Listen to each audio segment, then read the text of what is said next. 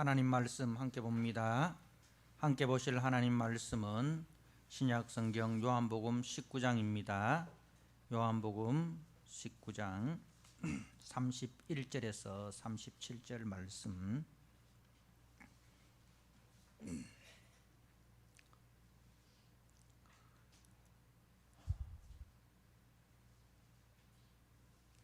주신 말씀을 봉독드립니다. 이날은 준비일이라 유대인들은 그 안식일이 큰 날이므로 그 안식일에 시체들을 십자가에 두지 아니하려 하여 빌라도에게 그들의 다리를 꺾어 시체를 치워달라 하니, 군인들이 가서 예수와 함께 못 박힌 첫째 사람과 또 그 다른 사람의 다리를 꺾고 예수께 이르러서는 이미 죽으신 것을 보고 다리를 꺾지 아니하고 그 중 한 군인이 창으로 옆구리를 찌르니 그 피와 물이 나오더라. 이를 본 자가 증언하였으니 그 증언이 참이라. 그가 자기의 말하는 것이 참인 줄 알고 너희로 믿게 하려 함이니라. 이 일이 일어난 것은 그 뼈가 하나도 꺾이지 아니하리라 한 성경을 응하려 함이라. 또 다른 성경에 그들이 그 찌른 자를 보리라 하였느니라. 아멘. 이 시간 할렐루야 찬양대가 하나님 앞에 찬양을 드립니다.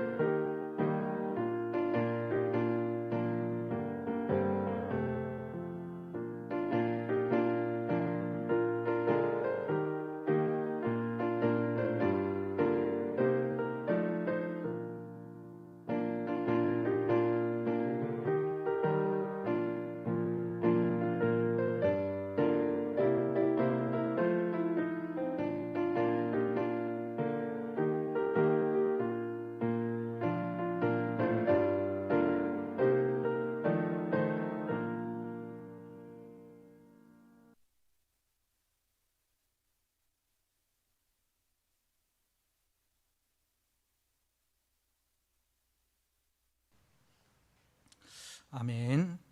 하나님 아버지, 오랫동안 죄 가운데 빠졌던 저희들 주께서 불쌍히 여기셔서 우리 주 예수 그리스도의 십자가 보혈로 깨끗하게 씻어주시고 하나님의 거룩한 자녀로 저희들을 세워주셔서 하나님을 향하여 감사와 찬송에 넘치는 삶을 살고 또 그 은혜에 합당한 예배자로 저희들 살아가게 하심을 감사합니다. 하나님 아버지, 다시 한번 말씀을 통하여 우리의 믿음을 점검하고 그 말씀 가운데 굳게 서서 우리의 믿음이 변질되지 않고 날마다 주님의 사랑 가운데, 주님의 은혜 가운데 변화되어 나아가는 우리 성숙한 성도들로 나타나도록 주님 역사하여 주옵소서. 성령 하나님, 우리 가운데 오셔서 말씀을 깨닫는 믿음, 말씀에 순종하는 믿음 허락하여 주시옵소서. 예수님께 하신 이름으로 기도드리옵나이다. 아멘. 예, 오늘 요한복음 19장 31절에서 37절의 말씀, 피와 물이 나오더라 라는 제목으로 주신 말씀을 함께 나누고자 합니다. 오늘 34절 말씀에 그 중 한 군인이 창으로 옆구리를 찌르니 곧 피와 물이 나오더라 라고 말씀을 하고 있습니다. 우리는 지난 시간을 통해서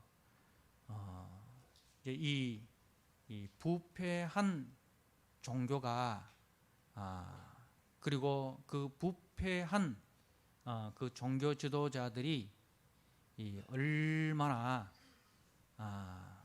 그 믿음의 본질, 그 기독교의 본질에서 벗어날 때 그것이 얼마나 큰 위기가 되는가 하는 것에 대해서 잠시 생각을 했습니다. 이제 이들은 유월절이라는 그 큰 절기를 거룩하게 지키기 위해서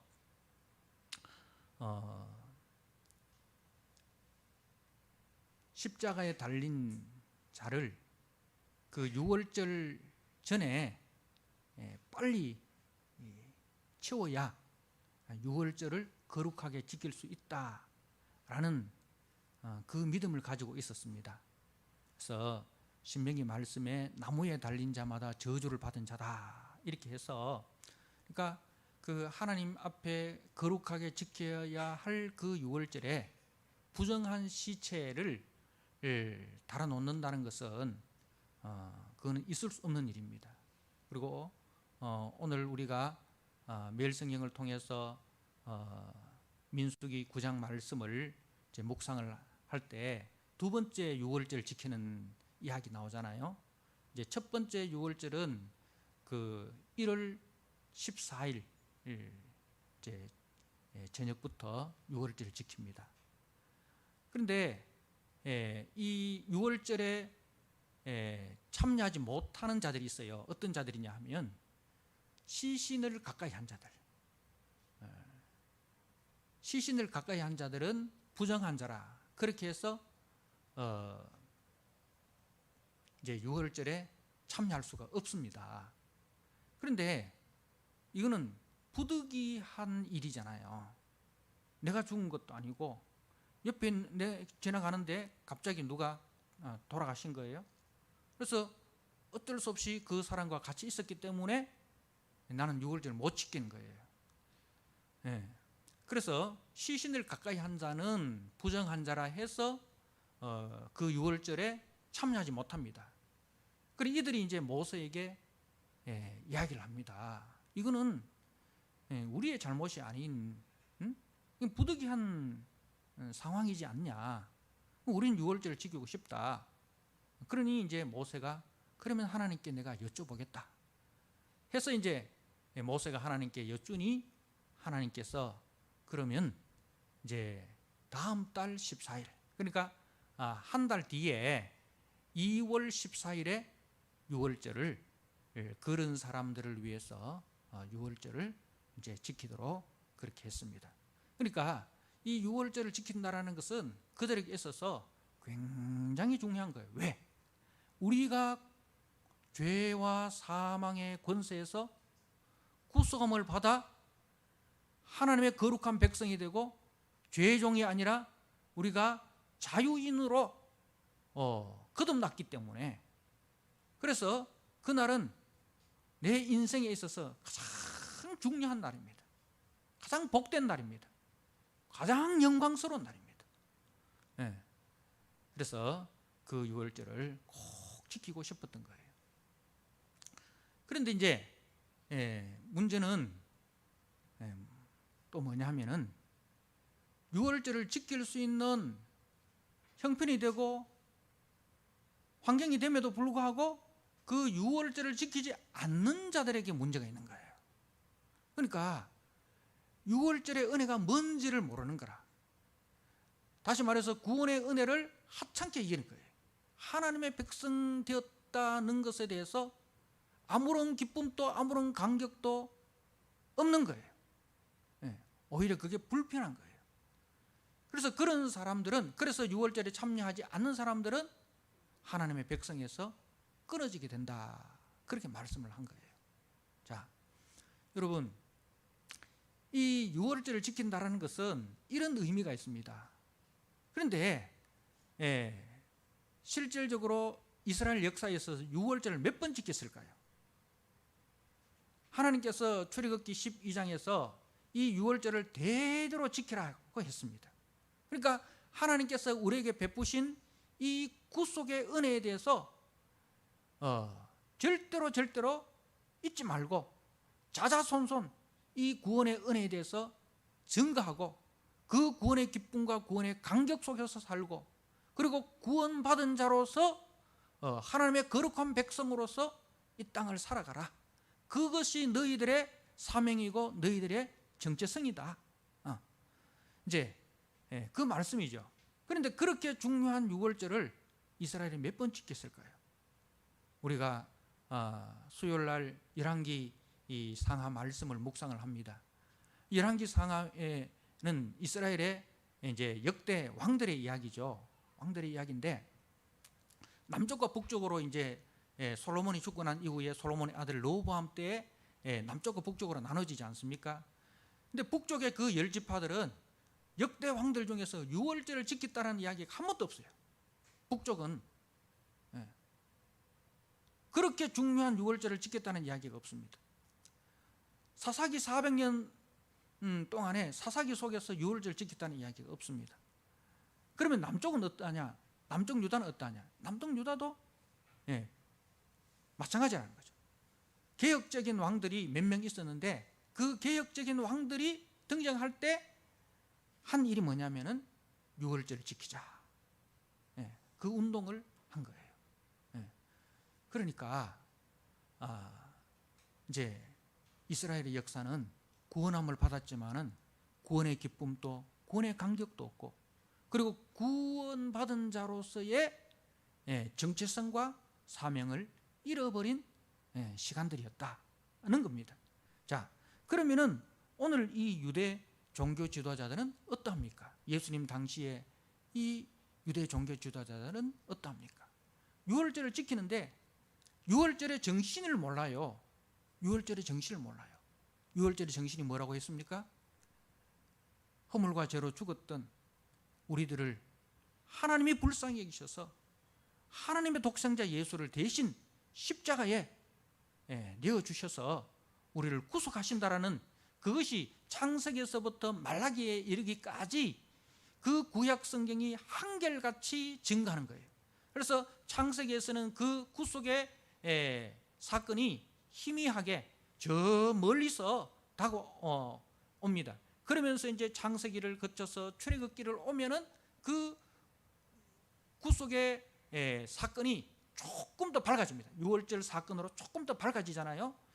그렇게 이제 말라기에 보면은 이제 의로운 해가 떠올랐어. 이렇게 이제 그 구속의 은혜가 환하게 밝아오고, 마침내 이제 마태복음에 구약에서 약속하셨던 아브라함과 다윗의 자손 예수 그리스도의 세계가 펼쳐지게 되는 거잖아요.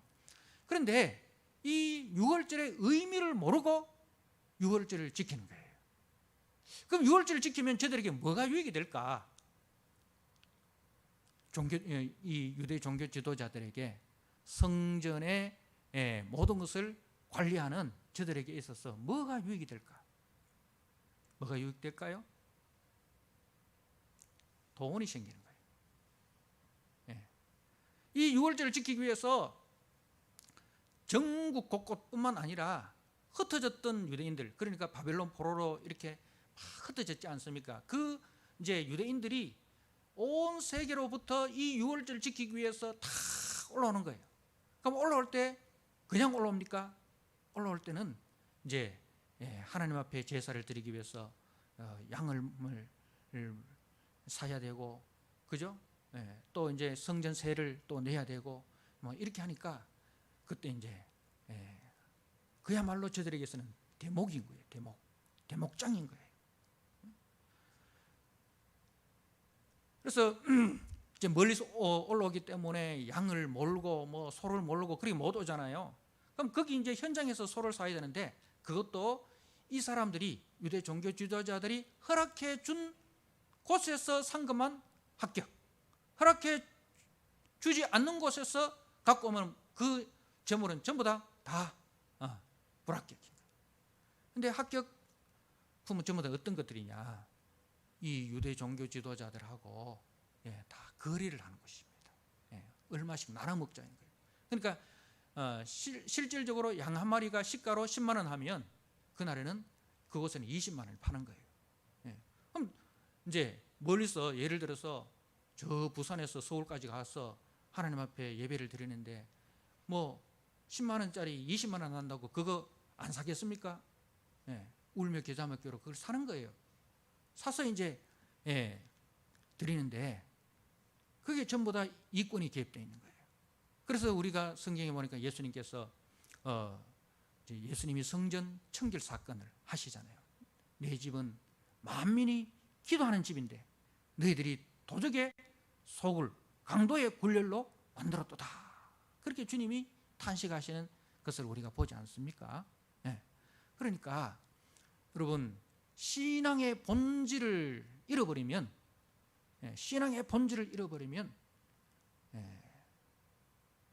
세상보다 더 우리는 세상적인 사람들이 되어버립니다. 교회가 말씀을 떠나고 교회가 믿음의 본질을 떠나버리면 세상보다 더 악하고 추한 단체가 되어버린다는 사실을 우리는 오늘 말씀을 통해서 기억을 해야 됩니다. 그래서 저들이 이제 유월절을 거룩히 지킨다는 그 명분으로 이제 예수님을 이제 다리를 꺾여달라. 그러니까 이제 예수님이 무죄하다는 것이 여러 번의 종교 재판을 통해서 또 정치 재판을 통해서 분명히 밝혀졌지 않습니까? 그런데 저들이 이제 그 자기들의 기득권을 지키기 위해서 무고한 예수님을 십자가에 못 박았습니다. 그래 놓고 눈 하나 까딱하지 않고 유월절을 거룩히 지킨다는 명분 아래에 혹 예수님이 아직 죽지 않았다면 그 예수님의 다리를 분질러서라도 죽여서 유월절 지키기 전에 그 예수님의 시신을 나무에서 끌어내리도록 해달라라고 이제 빌라도에게 부탁을 하는 것입니다. 참 유월절 어린 양으로 오신 주님을 몰라보고 진짜 유월절의 그 대속의 정신을 모르는, 유월절을 지키면서도 가장 유월절에 어긋난 삶을 살아가고 있는 거예요. 유월절은 하나님이 세상을 이처럼 사랑하사, 그죠? 독생자를 주셨으니 그 사건 아닙니까? 그러면 하나님께서 우리를 위하여 독생자를 주신 그 은혜를 받으면 그 은혜를 받은 자는 어떻게 살아가야 됩니까? 구약이나 신약이나 똑같이 하는 말이 뭐예요? 하나님을 사랑하고 내 이웃을 내 몸과 같이 사랑하라. 그것이 구약의 율법과 선지자의 강령이고 또 우리 주님께서 주신 새 계명입니다. 그죠? 새 계명입니다. 그러니까 성경의 핵심은 뭐예요? 하나님을 사랑하고 내 이웃을 내 몸과 같이 사랑하는 것이 성경의 핵심이에요. 그래서 우리 기독교는요, 이제 생명의 종교입니다. 나도 살고 그리고 남도 살리는 이 살림의 종교입니다.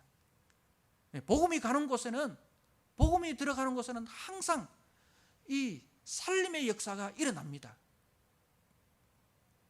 영혼이 병든 자들, 육신이 병든 자들 살아나고 회복되고, 무너져가는 가정이 회복되고, 무너져가는 인간이 회복되고, 무너져가는 사회가 회복되고, 그것이 이 기독교의 역사입니다. 그게 복음의 역사입니다. 그런데 이 복음의 본질을 잃어버리는 이 종교의 모습을 보십시오. 얼마나 부패하고 타락하고 형식만 남았습니까? 경건의 모양은 있는데 경건의 능력을 부인하는 자들. 바울은 그런 자들에게서 너희가 떠나라 라고 말씀을 하고 있습니다. 사랑하는 성도 여러분, 우리는 이를 통해서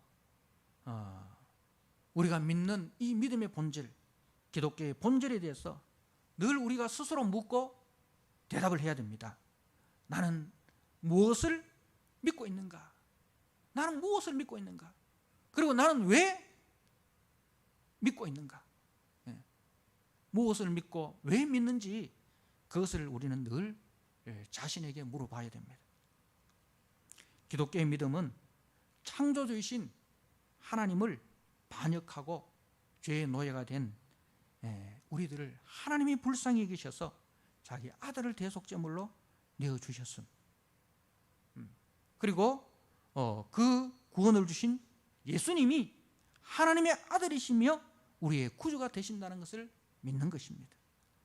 그래서 그 은혜에 감사하고 그 은혜에 감격하여서 우리가 그 주님을 사랑하고 그 주님이 말씀하신 대로 우리가 살아가는 것, 내 삶의 작은 한 부분이라도 정말 주님을 닮아가는 것, 주님의 사랑을 담고 주님의 믿음을 담고 주님의 그 삶을 닮아가기 위해서 힘쓰고 애쓰는 것이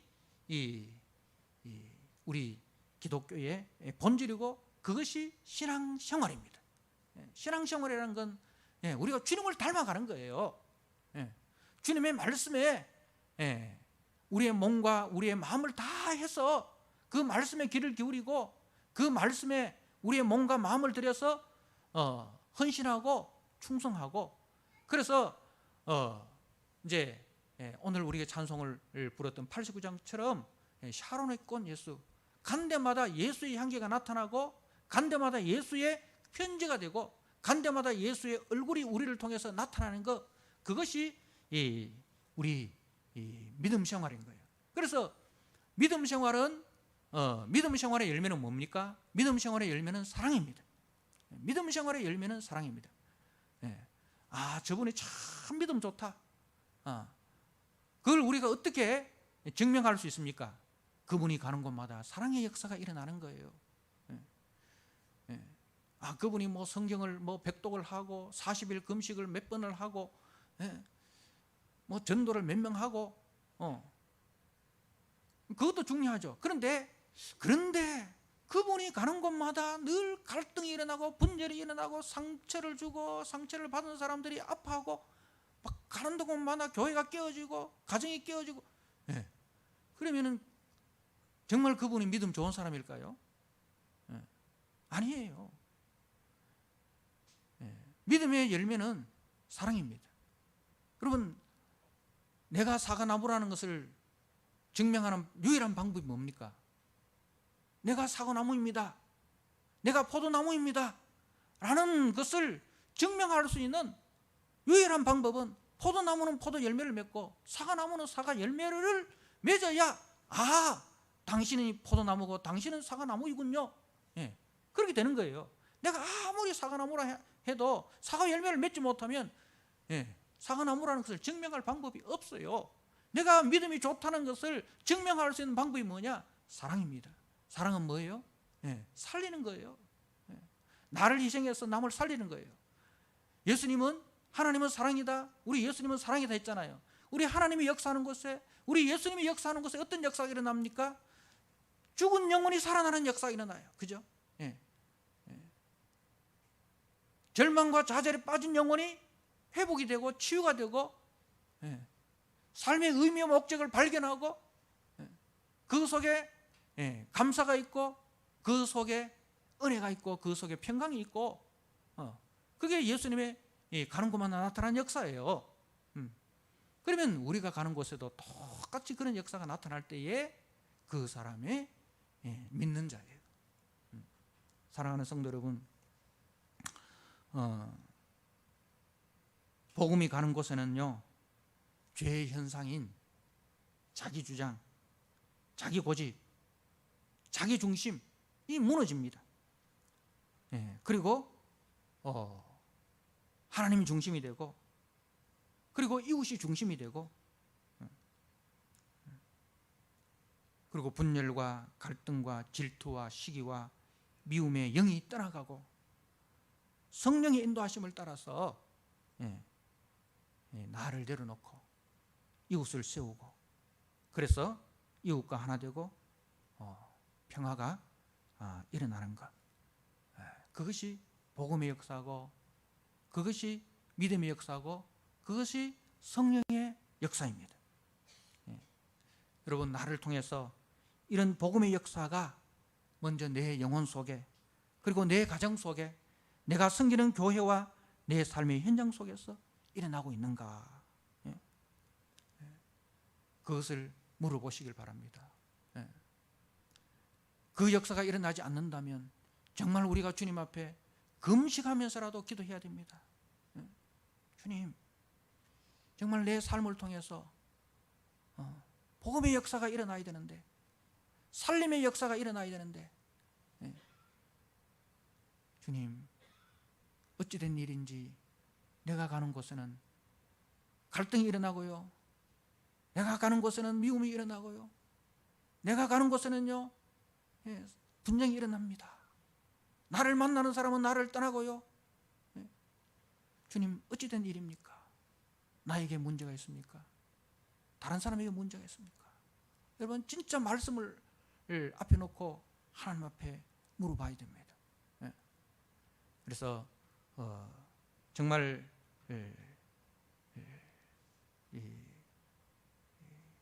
믿음의 본질을 회복하고 복음의 본질을 회복해서 나도 살고, 내 가정도 살고, 내 교회도 살고, 내 이웃도 살리는 그런 우리 성도들로 나타나시기를 주님의 이름으로 부탁을 드립니다.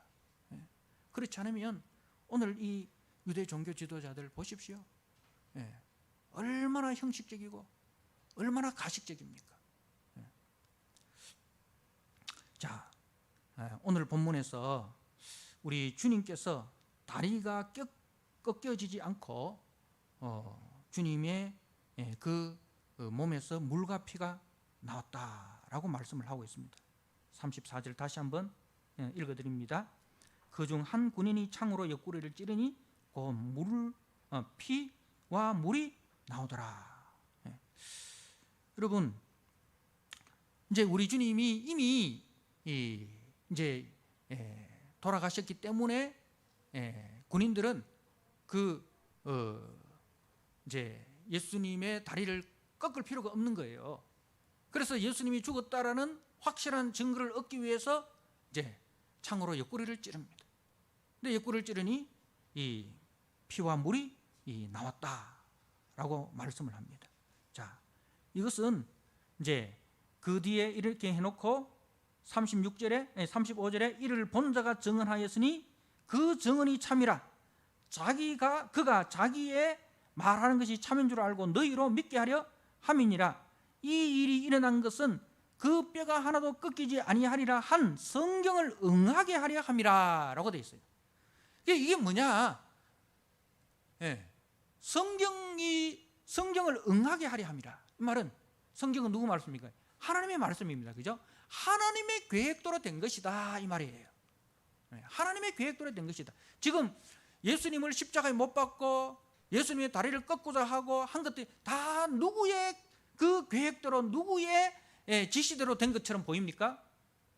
유대 종교 지도자들과 빌라도의 지시대로 된 것처럼 보이잖아요. 겉으로 보면 저들이 예수님을 십자가에 못 박았고, 그죠? 그 겉으로 보면, 피상적으로 보면 그 유대 종교 지도자들과 빌라도의 계획 속에서 이루어진 것처럼 보이는데 실질적으로는 그게 아니고 하나님의 계획대로 이루어진 것이었다. 그 말씀이에요. 자, 그래서 이제 그 뼈가 꺾여지지 않는 것이 어떤 의미인지, 그것이 이제 우리가 지난주에 출애굽기 말씀과 민수기 말씀, 그 신명기 말씀을 통해서, 그죠? 이제 그 뼈가 꺾여지지 아니하였다는 의미를 신명기 아니고 시편 34편 말씀을 통해서 이제 보았습니다. 그러니까 이제 이 모든 사건은 성경이 예언한 대로 하나님의 그 계획대로 하나님의 뜻대로 이루어진 것이다. 겉으로 보면 예수님의 죽음이 저들의 그 간악한 계략에 의해서 억울하게 죽은 것처럼 보이지만 실제로는 사람의 뜻이 아닌 하나님이 이미 이 예언하신 사건이고 하나님의 계획하심 따라 진행된 하나님의 사건이었다. 하나님의 사건이었다. 그것은 하나님이 우리를 구원하시기 위한 하나님의 계획이었고 하나님의 사건이었다는 것을 말씀을 하는 거예요.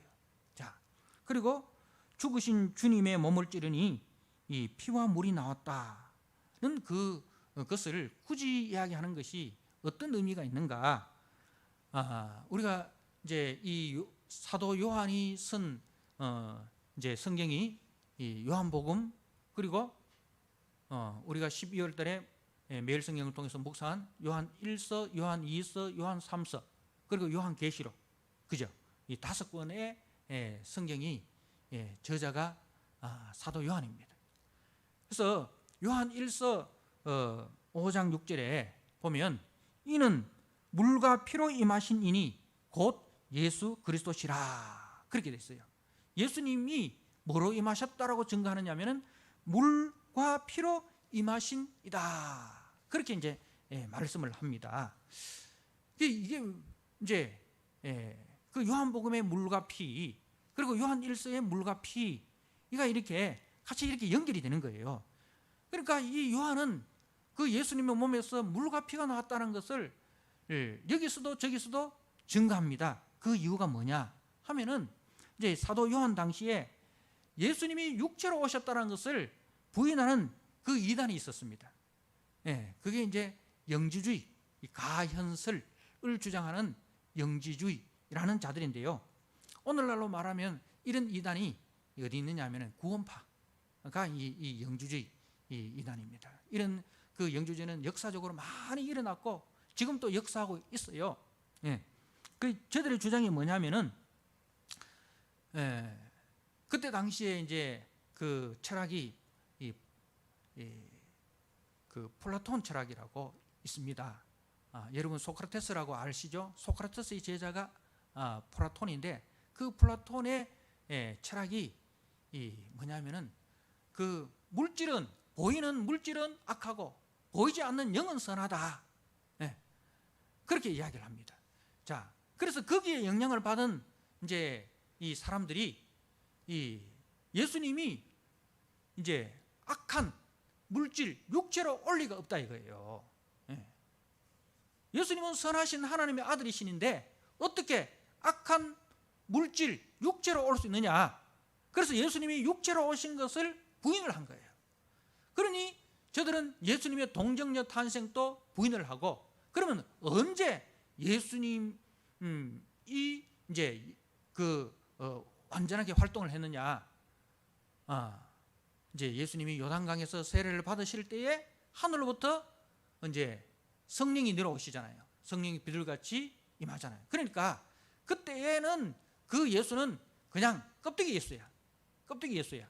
근데 이제 요단강에서 세례를 받을 때 하나님의 영이 그 사람에게 들어가서 진짜 이제 그 사람이 하나님의 아들 예수가 된 거라.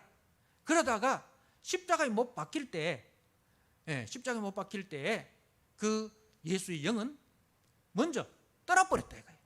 떠나버렸다. 그러니까 하나님의 아들이 죽는다라는 것은 있을 수 없는 거예요.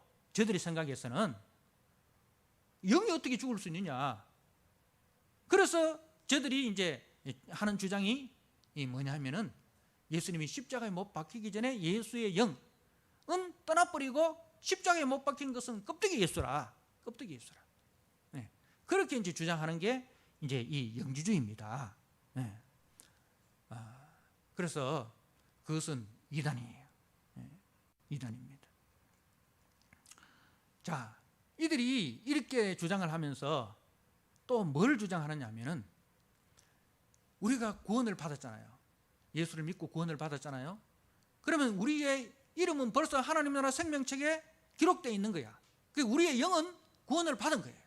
우리의 영은 이미 구원을 받았어. 그렇기 때문에 지금 우리 육체로 무슨 죄를 짓더라도 그것은 우리 구원에 아무런 영향력을 끼치지 않는다는 거예요. 그래서 예수 믿고 무슨 죄를 저질러도 괜찮아. 그거는 절대로 우리의 구원에 영향력을 끼칠 수 없어. 그러니까 도덕 불감증이 되는 거예요.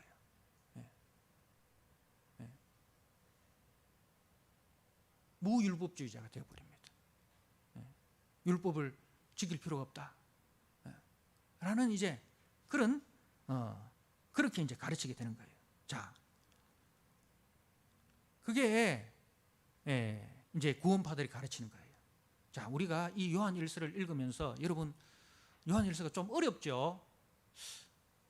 요한 1서를 읽으면서 요한 1서의 1장의 이야기하고 요한 1서 3장의 이야기가 이게 앞뒤가 안 맞는 것 같아. 앞뒤가 안 맞는 것 같아. 여러분 그걸 못 느끼셨어요? 느끼셨죠? 근데 질문하시는 분들이 저한테 질문하시는 분들이 없으시더라고. 다 뭐 깨달으셨기 때문에 질문 안 하셨겠죠? 네. 자, 우리가 요한 1서 3장 말씀을 한번 보시기 바랍니다.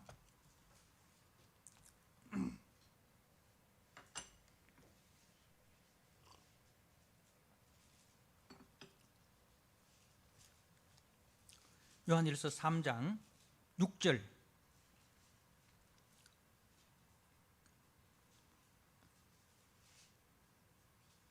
3장 6절 우리 같이 한번 읽어볼까요? 시작. 그 안에 거하는 자마다 범죄하지 아니하나니 범죄하는 자마다 그를 보지도 못하였고 그를 알지도 못하였느니라. 9절 말씀입니다. 하나님께로부터 난 자마다 죄를 짓지 아니하나니 이는 하나님의 씨가 그의 속에 거함이요 그도 범죄하지 못하는 것은 하나님께로부터 났습니다. 여러분 이 말씀 이해되십니까? 이 말씀만 딱 보면 이제 그 안에 우리 예수님 안에 거하는 사람마다 범죄하지 않는다. 예수 믿는 사람이 정말 죄 안 짓습니까? 여러분 죄 안 지어요? 근데 여기는 보니까 예수님 안에 거하는 자마다 범죄하지 않는다라고 되어 있어요.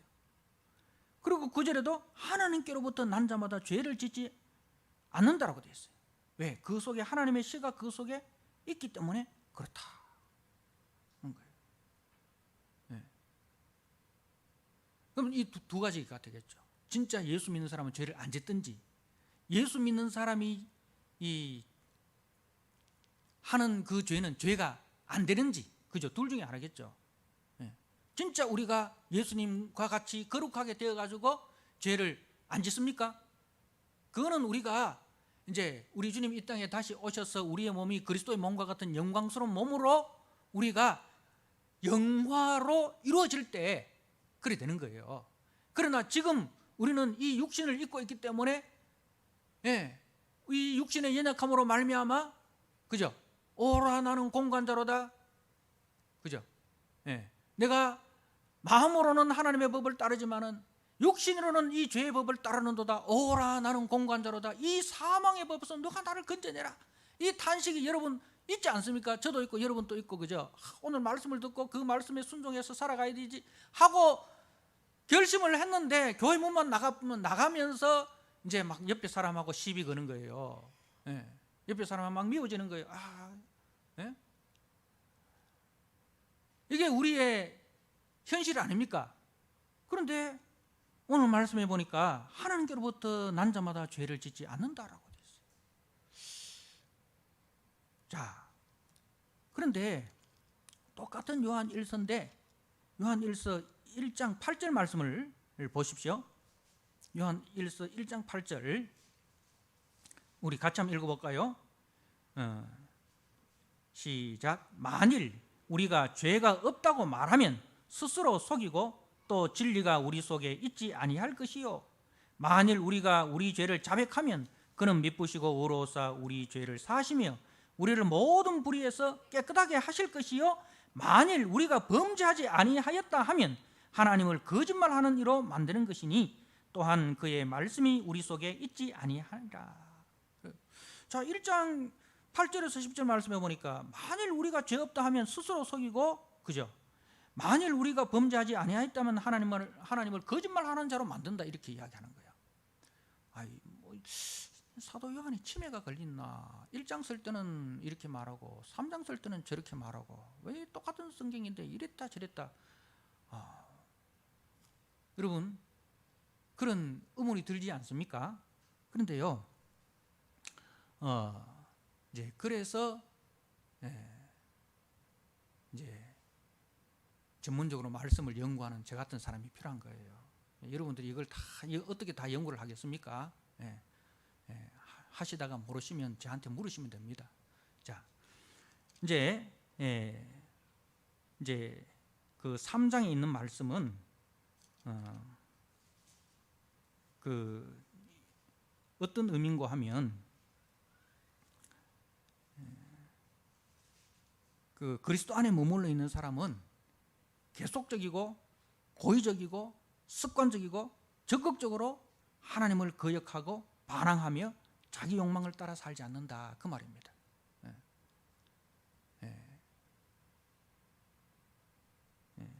우리 그리스도 안에 있는 사람은 어떻게 쓰든지 우리가 주님의 말씀을 따르려고 하잖아요, 그죠? 주님 말씀 가운데 살아가려고 하잖아요. 적극적으로 우리가 남을 죽이려고 하고 적극적으로 남에게 사기치려고 접근하고, 그죠? 그렇게 하지 않는다 이거죠. 고의적으로 습관적으로 적극적으로 그렇게 하지 않는다 이거예요. 그리고 그 죄를 통해서 우리가 어떤 유익을 얻고 난 뒤에 그렇지, 내가 잘했지, 그렇게 하는 것이 아니라 혹여나 내가 실수로 죄를 범하면서 남에게 피해를 주고 내한테 유익이 왔다, 내 영혼에 탄식이 있지 않습니까? 그죠? 내 영혼에 탄식이 있지 않습니까? 내 신앙 양심에 막 아프잖아요. 남하고 이렇게 싸우고 나면, 그리고 싸워서 이기고 나면 마음이 후련합니까? 남한테 막 못된 말 하고 난 뒤에 그 사람이 그 말 듣고 팍 꼬꾸라질 때 우리 속에서 막 희열이 느껴집니까? 문제가 있습니다. 나도 성질이 나서 한마디 했는데 그 말 듣고 상대방이 아파하는 걸 보니까 예수 믿는 사람이 이러면 안 되는데 하면서 내 신앙 양심에 막 이렇게 탄식이 있는 거예요. 내가 빨리 가서 내가 사과해야지. 내가 조금만 참았으면 됐는데, 물론 나도 내 잘못보다 상대방 잘못이 더 크지만 그래도 내가 예수 믿는 사람인데 그래도 내가 참아야지. 그래도 내가 양보해야지. 응? 내가 안 믿는 사람하고 똑같은 수준에서 놀면 내가 되나? 그런 이제 이 탄식이 있는 거예요. 그런 말입니다. 그래서 하나님의 씨라는 것은 거듭난 생명, 우리 속에 하나님의 씨가 있다. 하나님이 주신 거듭난 생명이 있다. 그래서 그 거듭난 생명은 말씀이 기준이고 성령의 인도하심을 따라간다는 거예요. 그래서 그 거듭난 사람은 하나님의 말씀이 기준이고 성령의 인도하심을 따라서 살기 때문에 어떻게든지 하나님의 그 선하신 성품, 예수님의 선하신 성품을 닮아가는 그 수고와 그 노력을 한다는 겁니다. 그래서 우리가 이것을 볼 때는 이 문맥을 통해서 이걸 봐야 되는 거예요. 그러니까 예수님이 피와 물로 오셨다라는 것은 그는 사람으로 오셨다 이 말입니다. 예. 우리와 같이 똑같이 이 피가 있고 물이 있는 주님은 완전한 하나님이시면서 완전한 사람으로 오셨습니다. 는 것을 증거하는 겁니다. 예. 그리고 이 피와 물에 대한 신령한 의미는 뭔고 하면은 이제 이 피의 신령한 의미는 피 흘림이 없은즉 죄 사함이 없다. 예. 피 흘림이 없은즉 죄 사함이 없다. 예. 그 아들의 피가 우리를 모든 죄에서 깨끗하게 하실 것이요. 그러니까 피로 오셨다라는 그 신령한 의미는 예수 그리스도의 대속의 죽으심을 말씀하는 거예요. 그럼 예수님 물로 오셨다는 그 신령한 의미는 뭐냐면은 물로 씻어 말씀으로 깨끗하게 하사. 예. 물을 씻음으로 이제 이야기하는데, 예. 특히 이 물에 대한 이야기는 요한복음에 많이 나옵니다. 물의 그 씻음. 예. 그죠? 그리고 이제 물은 또 거듭남, 물은 또 성령. 예. 요한복음에 보면 물은 이제 죄 씻음, 그리고 물은 거듭남, 물은 성령을 이제 상징하는 것을 볼 수가 있습니다. 누구든지 목마르거든 내게로 와서 마셔라. 예수님께서 초막절에 그죠? 그 배에서 생수가 나리라, 흘러나리라 그렇게 이제 말씀하시는. 그래서 이제 이 요한복음 요한 1서 5장 5절에서 8절 말씀을 여러분들이 또 한번 보시기 바랍니다. 자, 이것도 요한 1서에서 굉장히 어려운 구절, 난해 구절인데요. 자, 요한 1서 5장 5절에서 8절 말씀. 예수께서 하나님의 아들이심을 믿는 자가 아니면 세상을 이기는 자가 누구냐? 이는 물과 피로 임하신 이니 곧 예수 그리스도시라. 물로만 아니요 물과 피로 임하셨고 증언하는 이는 성령이시니 성령은 진리니라. 증언하는 이가 셋이니 성령과 물과 피라. 또한 이 셋은 합하여 하나이니라. 이걸 가지고 킹 제임스 버전에서는 이 셋이라 해가지고 물과 피와 성령을 삼위일체로 이렇게 또 넘겨짚어 가지고 번역을 하고 있습니다. 그거 잘못된 거예요. 그래서 이건 증언이라는 거잖아. 셋이 합하여라고 되는데 이 세 증언은 완전히 일치한다 이 말입니다. 이 셋은 합하여 하나니라. 삼위일체를 말하는 게 아니고 이제 성령이 증가하고 물이 증가하고 피가 증가하는 것은 완전히 일치한다. 예, 그 말입니다. 그러면은 이 물이 증가하고 피가 증가하고 성령이 증가하는 것이 이 무엇인가?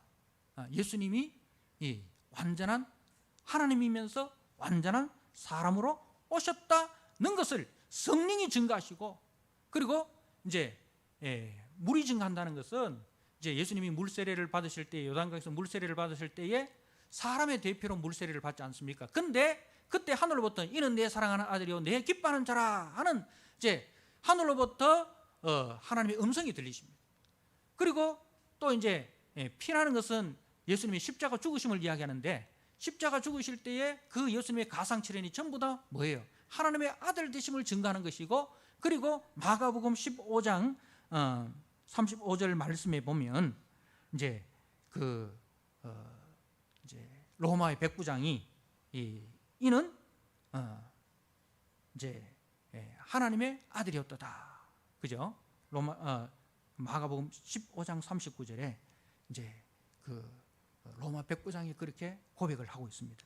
그래서 이 물과 피를 예수님이 흘리셨다는 것은 예수님의 물세례에서부터, 그리고 예수님의 그 십자가 세례 때까지 그 모든 것이 예수님은 완전한 사람이시며 완전한 하나님이심을 증거하고 있다는 것을 말씀하는 거예요. 사랑하는 성도 여러분, 기독교는 덮어놓고 믿는 게 아닙니다. 그리고 내가 믿고 싶은 구절만 믿는 게 아니에요. 그러니까 여러분들 혹여 성경을 공부하겠다라는 사람들이, 성경을 가르쳐준다는 사람들이 와서 성경을 폈을 때 이제 이단인지 아닌지를 구별할 수 있는 방법은요, 지가 밑줄 친 부분만 이야기하는 사람들, 자기가 밑줄 친 부분만 가지고 논리를 만들어가는 사람은 10중 8구는 이단입니다. 성경을 문맥으로 보는 게 아니고 자기들한테 맞는 그것만 밑줄 짝짝 끄고 그것만 외워가지고 그거 가지고 논리를 만들어가지고 하는 거예요. 여러분, 거짓말도 논리를 대면은 거짓말도 참말 같아요. 모르면요 그래야 되는 거예요. 그러니까 성경은 절대로 내가 믿고 싶은 구절만 믿으면 안 돼요. 성경은 66권 전체를 믿어야 되고, 그리고 내가 믿고 싶은, 내가 꼭 그 믿고 싶은 그 구절 있잖아요. 그것도 문맥을 통해서 살펴서 믿어야 됩니다. 잘못하면 내 방식대로, 내가 원하는 대로 해석해서 믿게 되는 거예요. 물론 그때는 은혜 받는데 나중에는요, 그렇게 해석한 것이 딴 데 가면 또 틀리는 거라. 성경은 절대로 어느 구절이라도 상충되면 안 돼요. 다 성령의 감동으로 기록되었기 때문에 상충되면 안 돼요. 반대되면 안 된다. 다 일치가 되어야 된다는 거죠. 그래서 이 덮어놓고 믿는 그런 신앙은 모래 위에 지은 집입니다.